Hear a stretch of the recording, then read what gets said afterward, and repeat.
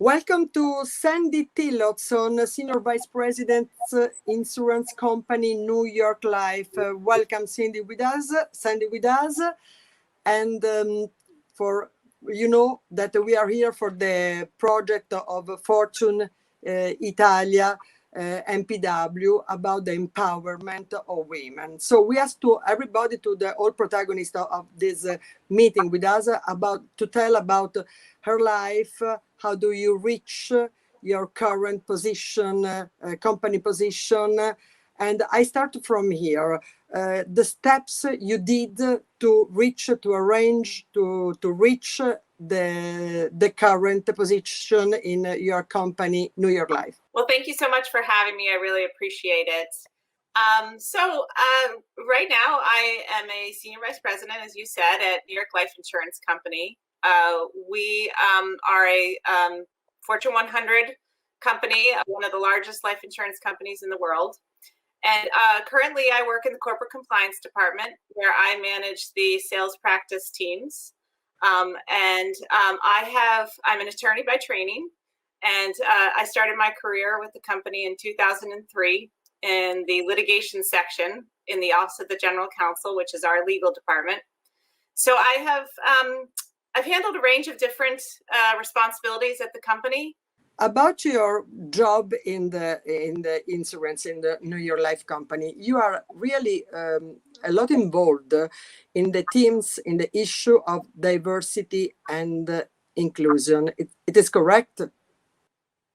Yes, I mean, diversity and equity and inclusion are values that are incredibly important at New York Life. So as a senior leader at the company, it's something that is important to me. It's important to many, and certainly the message from our senior leadership down through the company is, that is a core value of the company.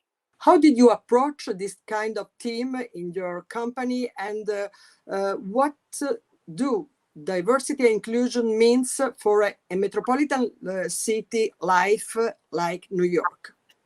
Well, I think New York is a very diverse place, the city. And so as a result, as you would expect, our workplace is also quite diverse. And I think that it's something that employees are looking for. They are looking for places that have strong diversity, equity, and inclusion programs when they evaluate potential employers. So I think it's something that's very important for many reasons, but the two most primary, I think, are one, it does help us attract top talent, but I think it also is very important in terms of how the business actually operates. In my experience as a leader, I've found that it is really important to have people on your teams who come bring to work different viewpoints, different points of view, and they see things different ways because of their experience may be different. And therefore, that sort of diversity of ideas brings more creativity and more innovation.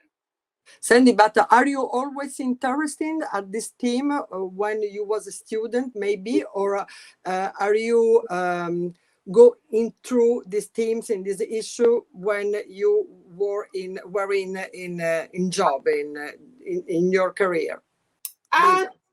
So I think going back to what I did just after I graduated from university, I worked at the U.S. mission to the United Nations. So for me personally, I was interested in people from different backgrounds. I was interested in international affairs.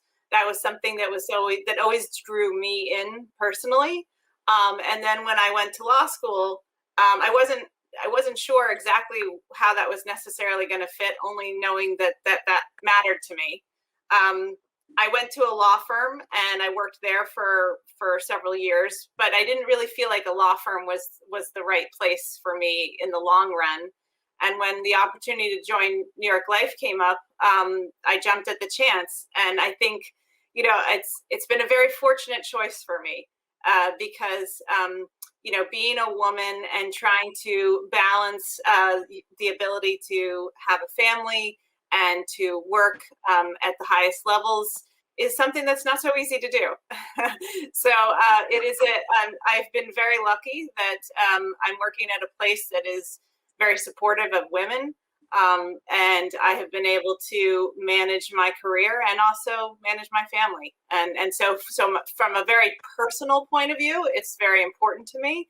And then I think from a more global point of view, now as I've transitioned from being sort of an individual contributor over the course of my career to now a leader, I understand, how important it is to provide that for others. And their experiences, it might not be a family that's so important to them. It might be something different, but that we really need to be able to see people for the individuals that they are and support them. About your family, we have a picture about you during your degree with your husband, maybe Paul. Yes. Tell about this picture. Yes. So I went to law school in New York City at Columbia Law School. So that is a picture of me in my cap and gown. And my husband graduated from business school at the same time. So that is a picture of us together at graduation. Sandi, coming back to your profession, to your company, in which way the themes of diversity and inclusion are represented in your company? The race, gender, maybe religion? So, we have many different programs, and our diversity and equity and inclusion program starts with our Office of Diversity. And actually, we've had an Office of Diversity for the last 15 years. So over time, our programs have actually grown stronger, and there's more depth. We've back in, I think, 2016, we also started a program where we were having conversations about race in the workplace, gender in the workplace, really difficult topics to tackle. And the idea was we would bring people together, encourage all employees to attend, and senior leadership showed up at events to really promote and tell, and sort of by their presence show how important it was to the company. And in these conversations, again, they would introduce difficult topics, and then provide a forum for employees to actually have small group discussions. So, for example, they might have the first 30 minutes might be a presentation by a speaker on a topic such as unconscious bias. And then there would be small group conversations at tables, and there would be a facilitator for each table. And I've served as a facilitator at some of these sessions. And the idea is to try and get employees to talk to each other about difficult topics, to start sort of breaking down the feeling of, I'm uncomfortable, I'm not ready to talk about this, so that we can talk more openly about some of these really important issues that help people feel more comfortable and more supported in the workplace. And how much is difficult to work with together, so different but so close all together for a unique goal, that's the goal of your company? I think that these, the different programs we have, so we have several different training programs, we have development programs, and these really help to break that down. And I think that's really the key, and also continuing the conversation. It is our Office of Diversity is very involved. Each year they pick a theme, and then throughout the year that theme drives activities and speakers. And we're very fortunate to have really incredible speakers come and speak to employees. And these are all open to people to join. So I think there's a really a wide range of things that may resonate with different employees from different backgrounds. And that's what really helps people feel, like I said, supported and like they can come and be their authentic selves in the workplace. Sandy, what kind of tools you use to work? Also, being women could be helping to work with together. So, I think for me personally, one of the things that I've been focused on as a leader is really thinking about, how am I approaching my teams? How am I making sure that people speak up and that people feel free to voice different opinions, and that we can get diversity of thought, and that's really important. As I mentioned in the beginning, I think that diversity of background drives diversity of thought, which then drives creativity and innovation. So that is really something that I'm focused on in my teams.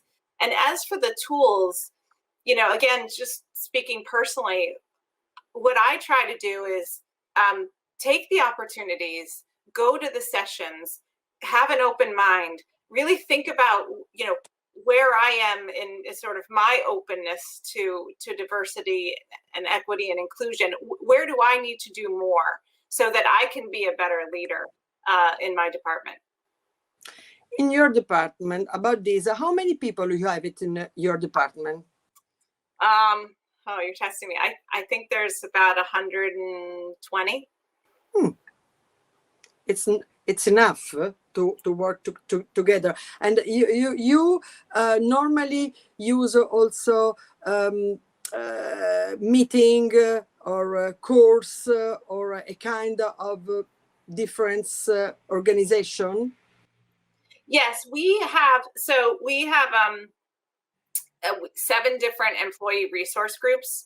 So just to explain a little bit about what those are, these are employee-led groups that are focused on different groups in the workplace. We have one called the Women's Initiative. We have one supporting veterans. We have one supporting Asian Pacific employees. We have a Hispanic group. We have a Black employee group. So we have a range of different ones. And these groups, they do a tremendous amount of work and create different events for employees.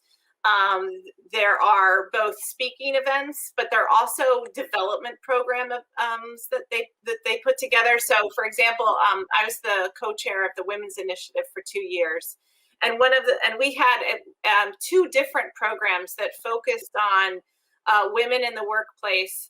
And, what could we do to help women develop their voice, their executive presence, their network, et cetera. So we had sort of 2 different development programs you could choose. We also had something we called our peer leadership circles. So that was creating an environment where we bring women who were peers together, but from different areas of the company. So they might, in the usual day, they might never have an opportunity to speak to each other, get to know each other, because their jobs might be very different.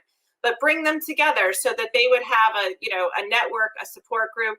And we actually expanded that beyond women. We welcome and we still welcome all men to join these events. And in fact, one of my goals when I was the co-chair of the Women's Initiative is we had a men's group, and we had senior male leaders who were part of the Women's Initiative, because we felt like it was really important that we all be working on it together, on women's issues together. And so we actually had them, we asked our men's group to run and promote a very great event on unconscious bias in the workplace. And it was, and again, that we had a great speaker to start, and then we had facilitated table discussions, and we had senior men facilitating these discussions about gender and unconscious bias in the workplace, and it was a fantastic event. So it's I think these employee resource groups that we have really make a profound difference within the company. Sandi, we have a second picture about you in Europe, exactly in Milano. Yes. Backdrop, the Duomo of Milano, and you are there with your children, 3 children, no? Yes. About your experience and your knowledge, what is the most important difference about this team, diversity inclusion, in Europe and in USA?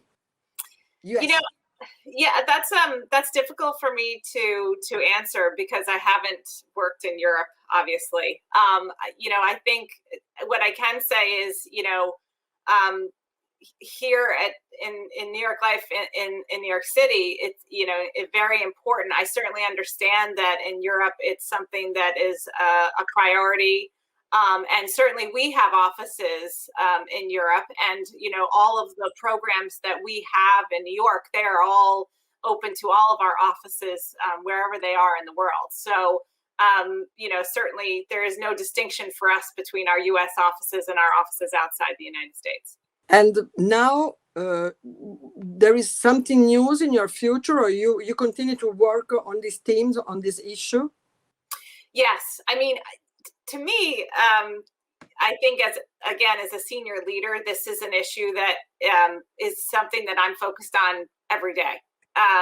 Every day I'm thinking about my teams and how they're operating, and I'm thinking about what can I do to have the best, most, the highest functioning teams. How can I find ways to engage my employees, engage the different members of my team, so that they come to work energized, that they feel supported, and that it fosters creativity. That's something that I am focused on every single day. And then beyond that, I attend as many events as I can.